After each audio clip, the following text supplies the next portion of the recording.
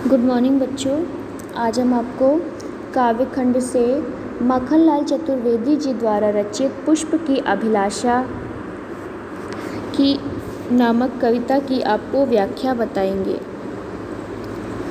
यह कविता माखनलाल चतुर्वेदी के युग काव्य संग्रह युग चरण से संकलित पुष्प की अभिलाषा नामक शीर्षक से उद्धृत है। तो सबसे पहले यहाँ पर पुष्प की अभिलाषा अर्थात जो एक फूल होता है उसकी क्या इच्छाएं होती है इसके बारे में यहाँ पर कवि बताते हैं और कहते हैं, चाह नहीं मैं सुरबाला के गहनों में गूथा जाऊं, चाह नहीं प्रेमी माला में बिंद प्यारी को ललचाऊं, चाह नहीं सम्राटों के सर पर हे हरि डाल जाऊं, चाह नहीं देवों के सिर पर चढ़ूं, भाग्य पर इठलाऊं, मुझे तोड़ लेना बनवाली उस पथ पर तुम देना फेंक, मातृभूमि पर शीश चढ़ाने जिस पथ पर जाए वीर अनेक। तो यहाँ पर सबसे पहले इसका संदर्भ है कि प्रस्तुत पंक्ति हमारी पाठ्य पुस्तक काव्य खंड में युग चरण काव्य संग्रह से संकलित पुष्प की अभिलाषा नामक शीर्षक से उद्धृत है। इसके रचयिता पंडित माखनलाल चतुर्वेदी जी हैं। व्याख्या है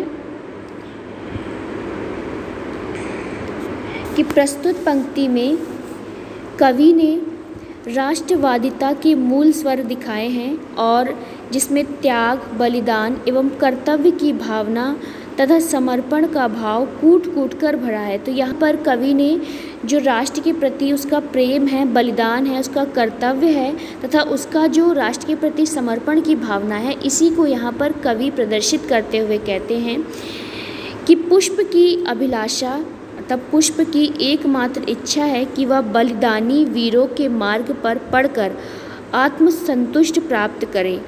पुष्प कहता है कि मेरी यह इच्छा नहीं कि मैं देवताओं के आभूषणों में गूथा जाऊं और देवताओं के शरीर की शोभा बढ़ाकर स्वयं के भाग पर इठलाऊं अर्थात स्वयं को मैं भाग्यशाली समझूं।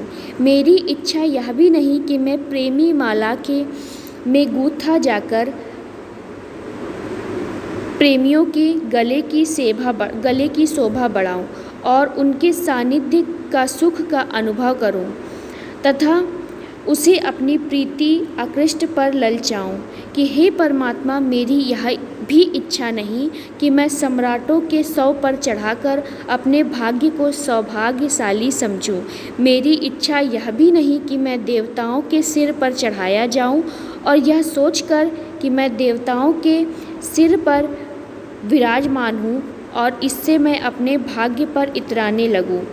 पुष्प अपनी इच्छा को व्यक्त करते हुए कहता है कि हे वनमाली, तुम मुझे तोड़ लेना और उस रास्ते पर फेंक देना जिस रास्ते पर मातृभूमि पर मर मिटने वाले अनेक वीर जाएं।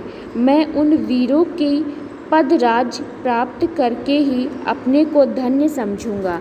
तो मतलब यहाँ पर पुष्प मतलब एक फूल की इच्छा है कि मुझे ना तो सुरबाला अर्थात देवताओं के गहना बनना है, ना मुझे प्रेमी मालाओं के गले में पहनना है, ना मुझे सम्राटों के शव पर खुद को चढ़ाना है और ना ही मैं किसी देवता के सिर पर विराजमान रहूं और अपने भाग्य पर इठलाऊं।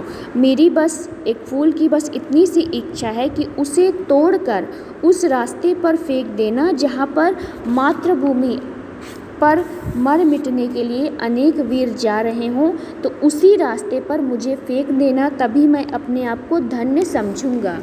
तो यहाँ पर इसका काव्य सौंदर्य है कि इसमें पुष्प के माध्यम से देश प्रेम की भावना को व्यक्त किया गया है।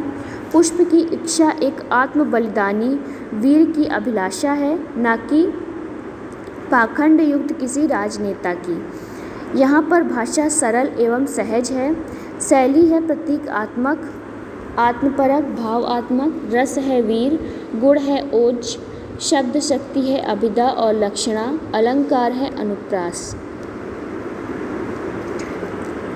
इसके बाद आता है प्रश्नोत्तर। तो ये आपके लघु उत्तरीय प्रश्न हैं जिसे आप अपनी कॉपी में कर लीजिएगा। और दीर्घ उत्तरीय प्रश्न में आपको माखनलाल चतुर्वेदी का जीवन परिचय और उनकी रचनाओं का नाम लिखना है। तो बच्चों, आज हमने आपको माखनलाल चतुर्वेदी जी द्वारा लिखित पुष्प की अभिलाषा नामक पाठ की व्याख्या आपको बता दी है। आज के लिए बस इतना ही।